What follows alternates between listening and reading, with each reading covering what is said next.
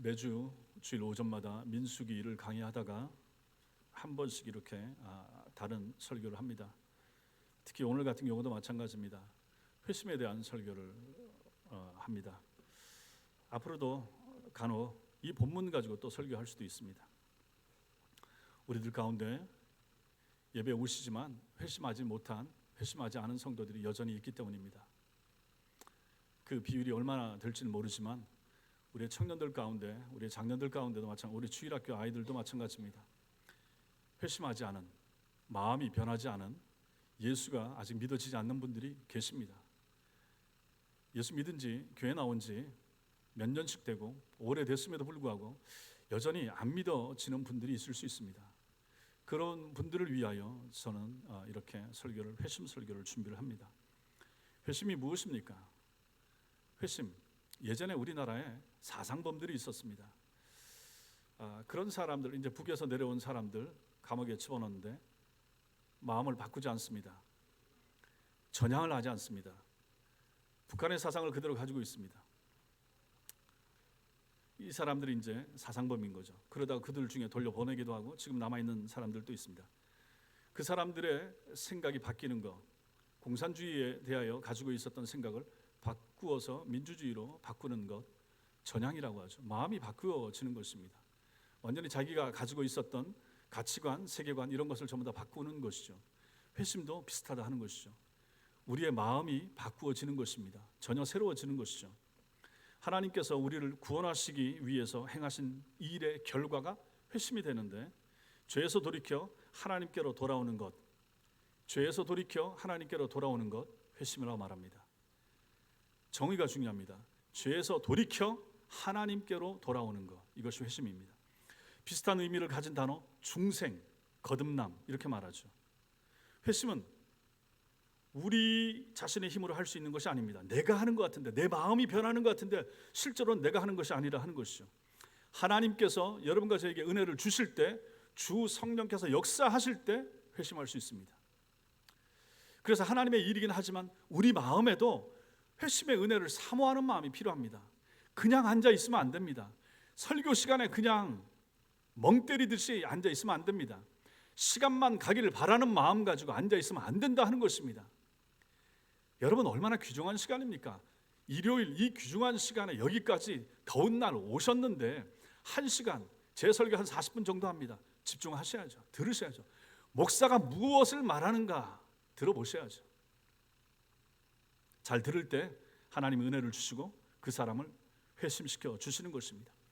우리가 만약 회심한다라고 했을 때 회심은 우리 인생에 있어서 가장 중요한 사건이 됩니다. 그렇잖아요.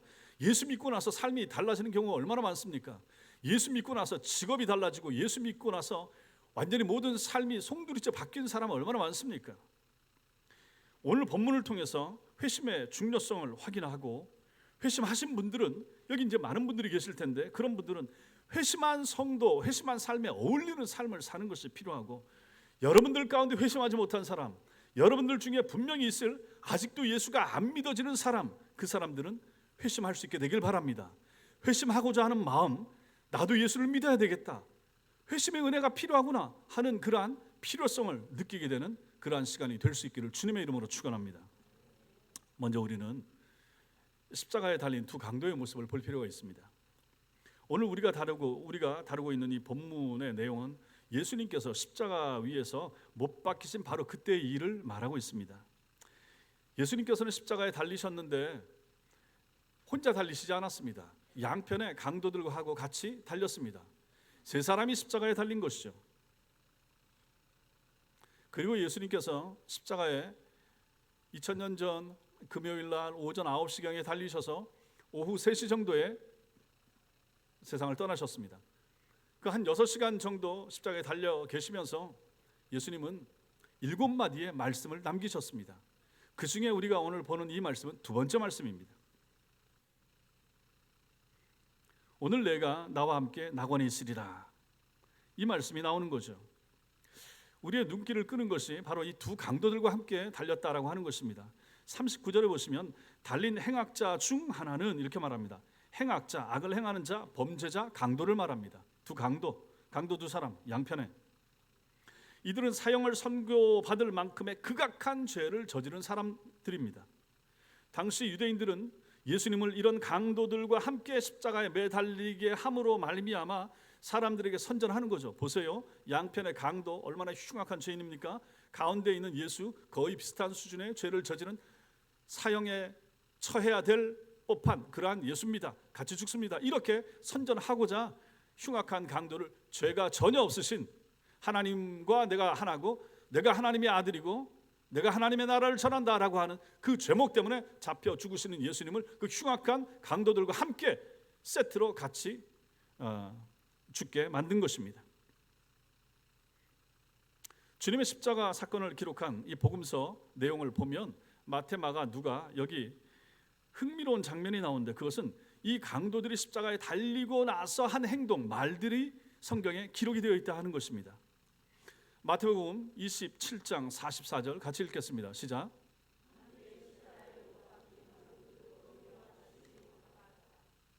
이 강도들이 십자가에 달려서 같이 달려서 가운데 있는 예수님을 향하여 처음에 뭘 했다고 말합니까? 뭘 했습니까? 욕을 했습니다. 같이 욕한 거죠. 같이 예수님을 욕한 거죠. 두 사람 다. 마태복음하고 마가복음에 이렇게 나옵니다. 그런데 우리가 오늘 읽은 누가복음에서는 오늘 내용이 좀 다르게 나옵니다.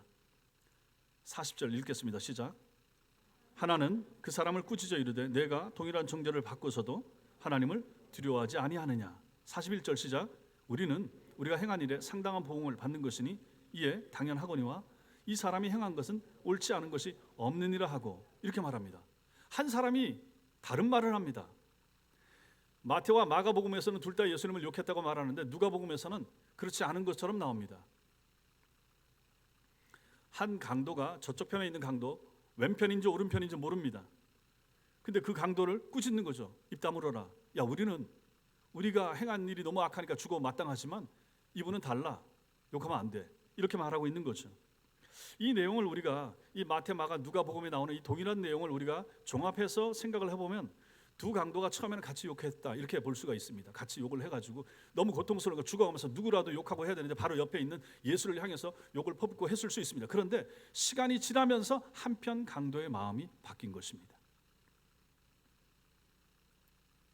한 강도가 예수님을 옹호하게 되고 예수님을 같이 모욕했던 한쪽 강도를 이제 나무라면서 책망하면서 그러지 마라. 생각해 보니까 아니다. 우리가 잘못해서 죽지만 이분은 잘못한 것이 없는데 죽는 것 같다. 이렇게 바뀐 거죠. 그리고 입 다물라 이렇게 말하는 거죠. 그리고 이제 예수님을 향해서 말하는 내용이 이제 다음에 나옵니다. 결국 이 사람은 어떻게 됩니까? 십자가에서 예수님의 선언하심에 의해서 구원받고 하나님 나라에 들어가는 그러한 영광에 이르게 되는 것이죠. 그렇다면 도대체 십자가 위에서 함께 욕하는 이 순간과 신앙을 고백하는 이 강도 이 사이에 얼마나 시간이 흘렀는지 알 수 없지만 무슨 일이 일어났길래 처음에 그 입으로 욕을 했던 이 강도가 바뀐 것일까? 우리가 그것을 볼 필요가 있다는 것입니다. 한편 강도의 회심을 우리는 십자가 사건에서 보게 되는 거죠. 이 한편 강도가 십자가에서 지금 무슨 일이 벌어진 것입니까? 회심한 것입니다. 마음이 돌아선 거예요.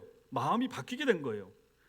처음에 똑같이 예수님을 욕하고 모욕을 했지만 시간이 흐르면서 한 강도의 마음에 변화가 일어났습니다. 죄를 뉘우치고 예수님을 통해서 구원을 받게 된 것입니다. 그가 십자가 위에서 회심함으로 말미암아 변화된 것을 한 4가지 정도로 정리할 수가 있습니다. 십자가 위에서 마음이 회심함으로 말미암아 이 사람이 바뀐 것이 있습니다. 무엇입니까? 먼저는 하나님에 대한 생각이 바뀌어졌습니다. 40절 보시면 내가 동일한 정죄를 받고서도 하나님을 두려워하지 아니하느냐 이렇게 말합니다.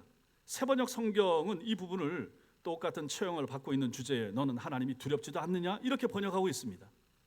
이 사람은 회심하면서 하나님에 대한 생각이 먼저 바뀌어진 것입니다. 유대인이니까 당연히 하나님에 대해서 이전에 땅에 있을 때 죄 지을 때 듣기는 했겠지만은 신앙은 전혀 같지 않았습니다.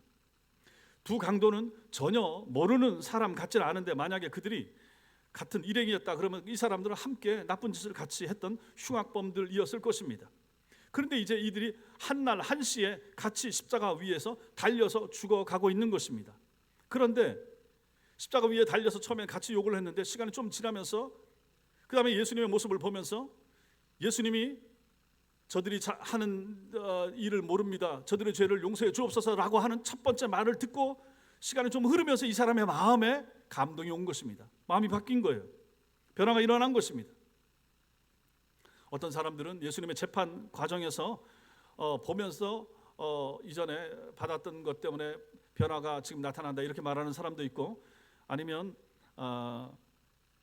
조용히 예수께서 십자가 형벌 받으면서도 자기를 십자가의 못을 박는 사람들을 용서해달라는 기도하는 모습을 보고 바뀌었다 이렇게 보는 사람도 있지만 우리는 정확히 알 수는 없습니다. 아무튼 그는 죽어가고 있던 순간에 자기 옆에 같이 죽어가고 있는 청년 예수의 모습을 통하여 결국은 마음에 변화가 생기게 된 것입니다. 회심한 것입니다.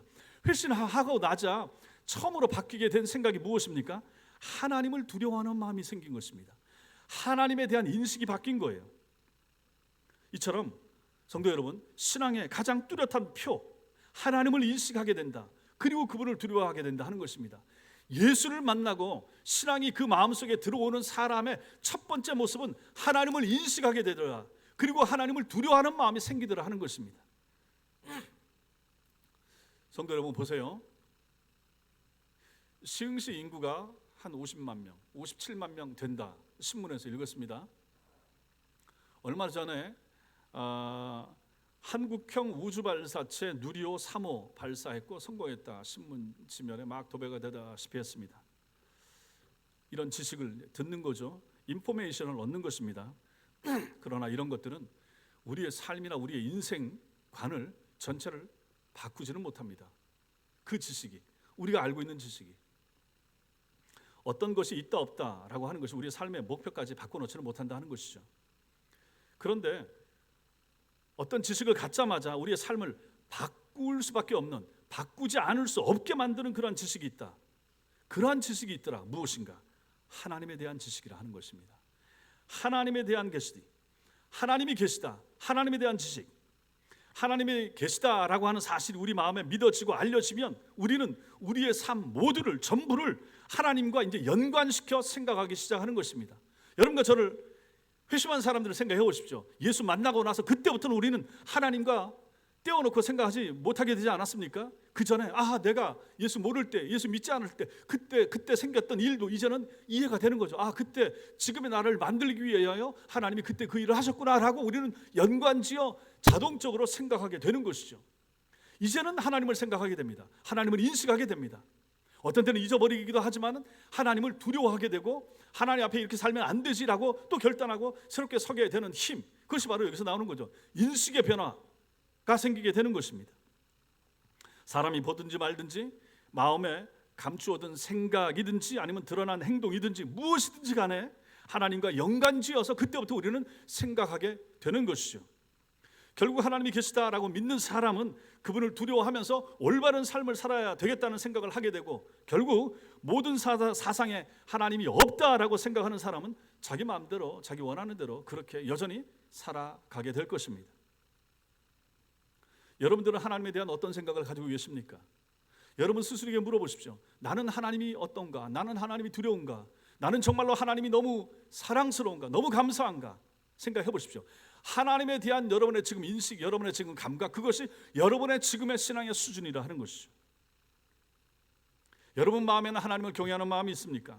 하나님을 두려워하는 마음이 있습니까? 내가 이 짓을 해도, 내가 이 행동을 해도 하나님이 가만히 계실 것인가? 그런 마음, 그걸 묻고 싶은 마음이 있습니까? 하나님을 두려워하는 마음이 있는 사람들만 하나님을 사랑하는 사람이고, 그 사람은 마음이 바뀐 사람이고 회심한 사람이고 거듭난 사람입니다. 하나님의 놀라운 사랑은 이런 식으로 이렇게 우리를 바꾸어 놓는 거죠. 아무튼 이 한편 강도는 십자가 위에서 회심하자마자 하나님에 대한 인식이 처음으로 바뀌더라 하는 것이죠. 두 번째, 이 사람은 심판에 대한 생각이 바뀌어집니다. 41절에 보세요. 한 강도가 우리는 우리가 행한 일에 상당한 보응을 받는 것이니 이에 당연하거니와 이렇게 말합니다. 상당한 보응, 적합하다, 합당하다 그 말이 됩니다. 회심한 강도는 자신들이 받는 이 십자가 형벌, 이것이 자신들이 지은 죄에 대한 적절한 처벌이다. 우리는 죽어 싸다, 죽어 마땅하다 이렇게 이 한편 강도, 회심한 강도는 그렇게 하나님의 형벌에 대하여, 하나님의 심판에 대하여 받아들이는 마음이 생기더라 하는 것입니다. 처음에는 이 강도에게도 이런 마음이 들지 않았죠. 그런데 회심하고 나니까 이 마음이 생긴 것입니다.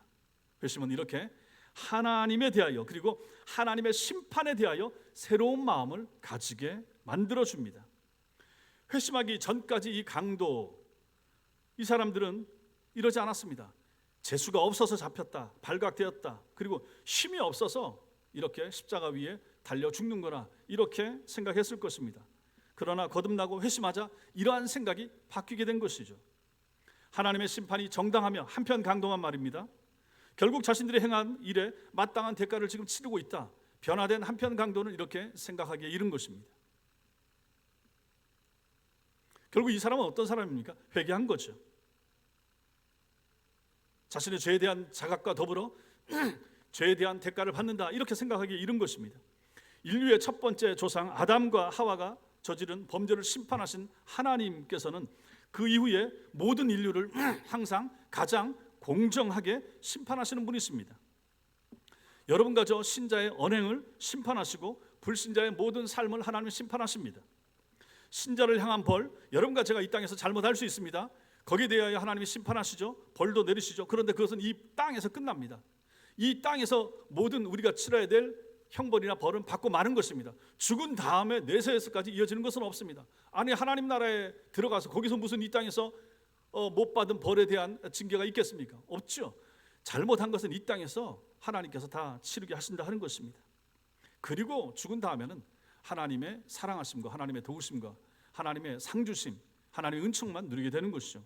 불신자를 향한 하나님의 심판은 다릅니다. 불신자들을 향한 하나님의 심판, 잘못한 것에 대하여 이 땅에서 벌을 주십니다. 그리고 죽은 다음에도 주십니다. 우리가 생각했을 때 아주 악한 사람들, 김일성, 김정일 뭐 이런 사람들 죽기까지 잘 먹고 잘 살다가 죽었죠. 저것들은 큰 고통도 없이 죽네, 이런 생각 들 수 있겠지만 그들은 지금 벌을 받고 있는 거죠. 죽은 다음에 하나님의 가장 무서운 형벌을 지금 이제 영원토록 받게 되는 것입니다. 불신자들을 향한 하나님의 심판은 이런 식으로 나타난다 하는 것이죠. 아무튼 예수를 만나게 되면 심판에 대한 생각이 드는 것입니다. 아하, 하나님이 나를 보시는데, 하나님 앞에서 내 삶에 대하여 하나님이 점검하시고 보시고 벌 주실 수도 있다 하는 생각을 갖게 되는 것입니다.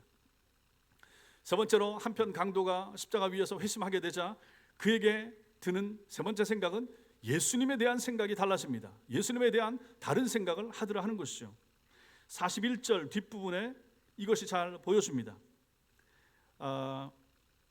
우리가 행한 일에 상당한 보응을 받는 것은 이에 당연한 하거니와 이렇게 말한 다음에 이 사람이 행한 것은, 이 사람이 누굽니까? 예수님이죠. 예수님이 행한 것은 옳지 않은 것이 없느니라 이렇게 말합니다. 그러니까 이런 걸 보면 놀라운 거예요. 야, 십자가 저 달린 지가 몇 시간 흘렀다고 그 잠깐 사이에 이런 마음이 들다니, 이것도 참 놀라운 일인 거죠. 결국은 이 일은 하나님이 하시는 것입니다. 이 한편 강도도 결국은 하나님의 택자라고 우리는 보는 거죠. 택자는 마지막 순간에도 이렇게 회심시켜서 하나님께서는 하나님 나라 데려가신다 하는 것을 여기서 보게 되는 것입니다. 이렇게 되고 나니까, 예수를 만나고 나니까 이 사람은 예수님에 대한 생각이 바뀌어집니다.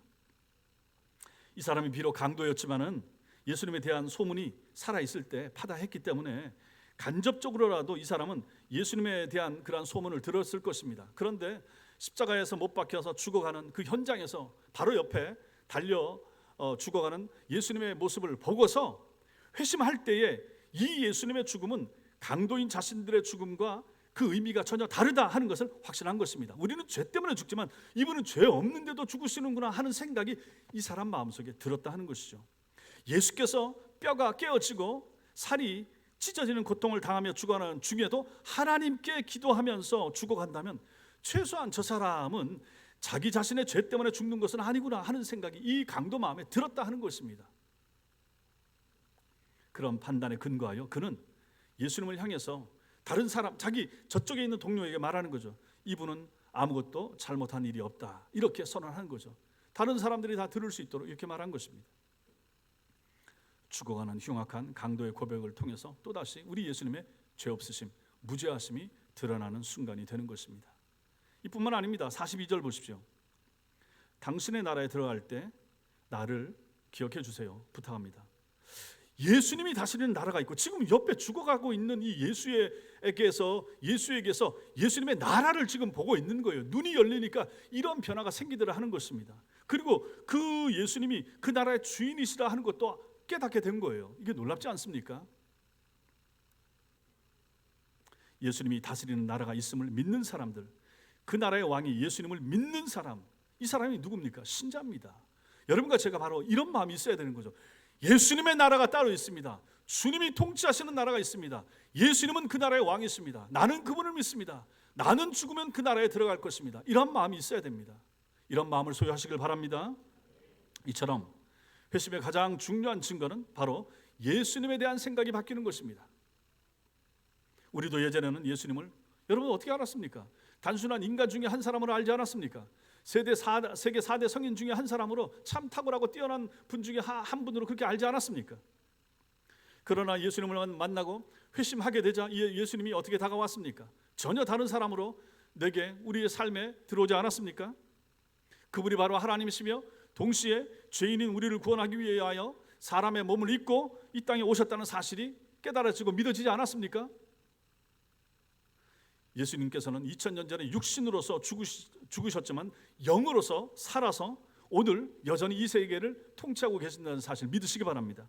그리고 우리 마음속에 예수님이 와 계십니다. 예수님이 와 계신 거예요. 성령을 통하여 예수가 믿어지는 사람은 예수님이 우리 속에 와 계신 거예요. 그분이 우리에게 소망을 주십니다. 그리고 모든 시련을 이길 힘도 주신다는 사실 믿으시기 바랍니다. 그래서 우리에게 예수님은 이제 더없이 소중한 이름이 되지 않았습니까? 찬송가 CCM 보십시오. 얼마나 많은 예수님을 찬양하고 예수님을 노래하고 예수님을 높이는 그러한 많은 가사, 많은 곡조 있지 않습니까? 왜 그렇습니까? 너무너무 사랑스러운 거예요. 너무너무 감사한 거예요. 너무너무 높여드리고 싶은 거예요. 말로 할 수 있으면, 노래로 할 수 있으면, 몸으로 표현할 수 있으면 내가 다 하고 싶다라는 생각이 들 정도로 예수님을 사모하는 마음, 예수님에 대한 생각이, 인식이 바꾸어진 거예요. 이 사람들이 누굽니까? 신자인 거죠. 이 사람들이 회심한 사람인 거예요. 예수님을 알면 이렇게 바뀌는 것입니다. 여러분도 이런 예수님 아십니까? 이런 예수님 믿으십니까? 이 예수가 여러분 마음속에 들어와 계십니까? 정말 그렇기를 바랍니다.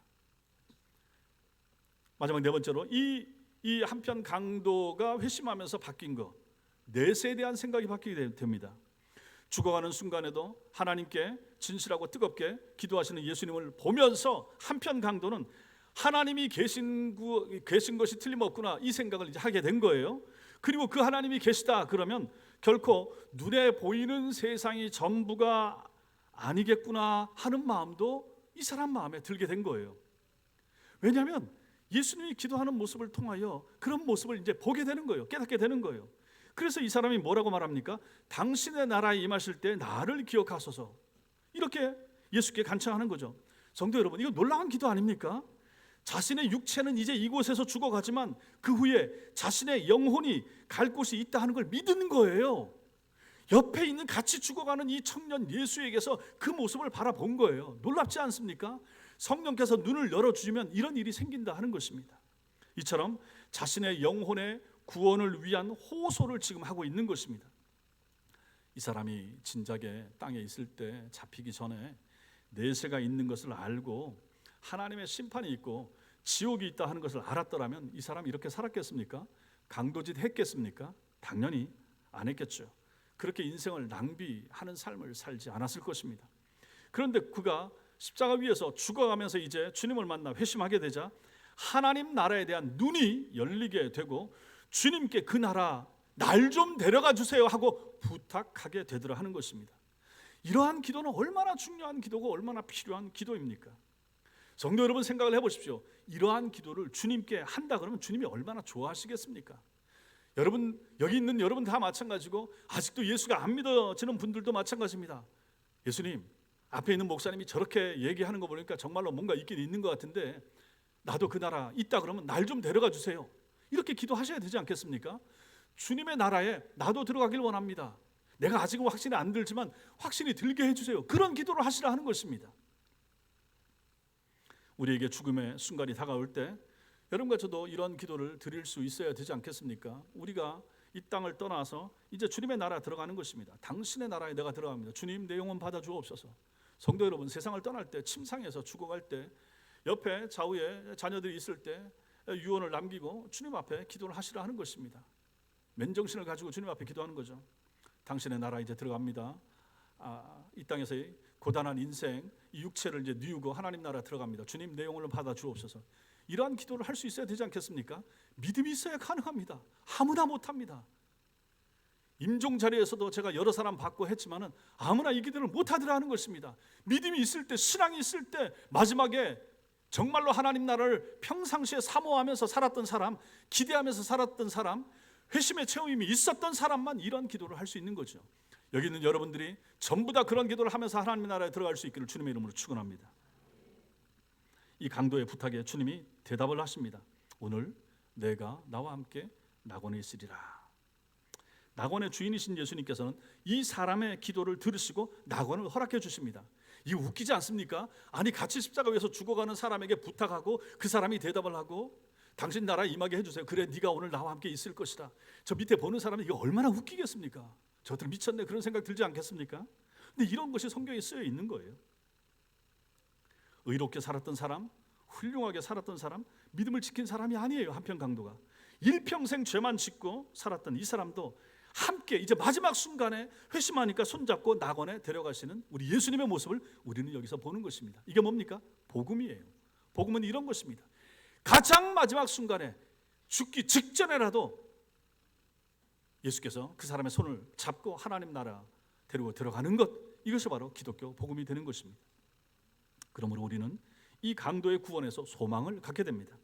나는 공로 없지만, 나의 모든 행위로 인해서는 하나님 나라에 들어갈 수 없지만 주님의 은총에 의지하여 내가 하나님 나라에 이를 것입니다. 이 믿음을 가지시길 바랍니다. 여러분의 행위 가지고 하나님 나라 들어가는 게 아니에요. 믿음 가지고 들어가는 것입니다. 결국 우리의 신앙은 우리가 이루게 될 죽음 이후에 영원한 세계를 바라보며 살아가는 삶이어야 되는 것입니다. 내세에 대한 우리의 생각이 지금 이 땅에서 우리의 삶을 바꾸어 놓을 수 있어야 되는 것입니다.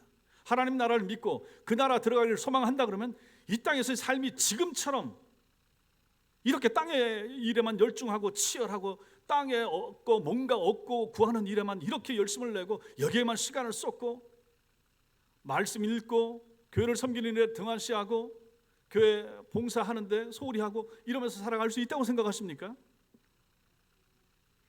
하나님 나라를 향한 소망이 부실하면 우리는 이 땅에서 자신의 삶에 지나치게 집착하게 될 것이고 하나님 나라에 대한 소망이 견고하면 할수록 힘든 현실 속에서도 잘 인내하면서 넉넉한 승리의 삶을 살 수 있게 될 것입니다. 여기에 신앙의 힘이 있는 거예요. 여기에 믿음의 비결이 있는 거예요. 그래서 우리가 예수를 믿으라 하는 것입니다. 예수를 믿고자 하는 이유가 여기에 있는 것입니다. 현실은 잘 안 변합니다. 나의 현실이나 옆집의 현실이나 힘들고 어렵기는 마찬가지예요. 우리보다 더 어려운 현실, 전쟁 터진 곳에, 가난한 곳에, 중동과 아프리카에 어려움 당하는 현실을 보면 우리보다 더 열악한 사람들이 있잖아요. 우리와 평범하게 비슷하게 살아가는 사람들 가정에 보면 내가 당하는 어려움과 아픔과 고통뿐만 아니라 그 가정에 있는 그러한 아픔과 어려움들이 다 있는 거예요. 아파트 평수가 넓은 만큼의 아픔과 고통이 그 집안에 같이 쌓여 있는 거예요. 그런 걸 생각한다 그러면 우리 거기 집착할 이유가 없다 하는 것입니다. 하나님 앞에서 믿음과 소망을 가지고 천국에 대한 기대를 가지고 살아가는 삶이 얼마나 중요한가 하는 것을 이 말씀 속에서 우리는 배우게 되는 것입니다. 마지막으로 우리는 오늘 말씀에서 구원받은 한편 강도의 모습을 봐야 됩니다. 이 구원에 대하여, 이 강도가 받은 구원에 대하여 좀 더 구체적으로 볼 필요가 있습니다. 이 강도가 받은 구원은 먼저는 예수께서 허락하신 구원입니다. 예수님이 구원을 허락하셨습니다. 보세요. 내가 내게 이르노니 이렇게 말씀하시죠. 내가 내게 이르노니 43절에 예수께서 이르시되 내가 진실로 내게 이르노니 주님이 직접 말씀하십니다. 주님께서는 이 강도에게 구원을 허락하고 계십니다. 마태복음 1장 21절 같이 읽겠습니다. 시작. 아들을 낳으리니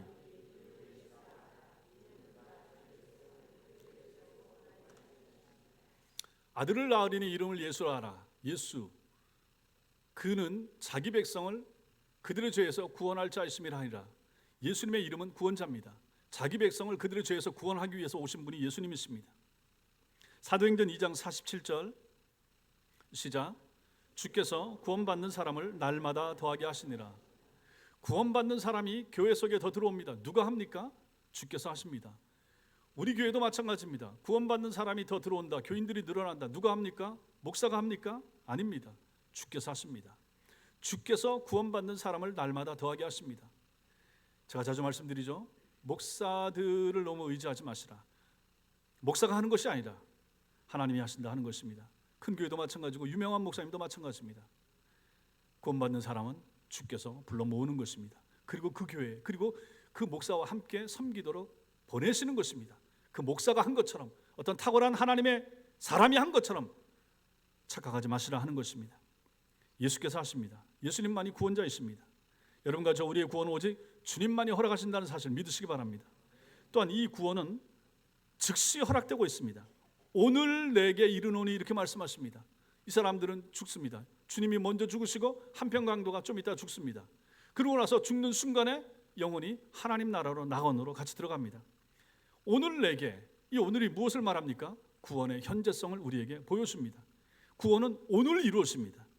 우리가 입술로 주는 그리스도시요 살아계신 하나님의 아들이십니다 라고 오늘 고백할 수 있다 그러면 그 사람 오늘 구원받는 것입니다. 오늘이 중요합니다.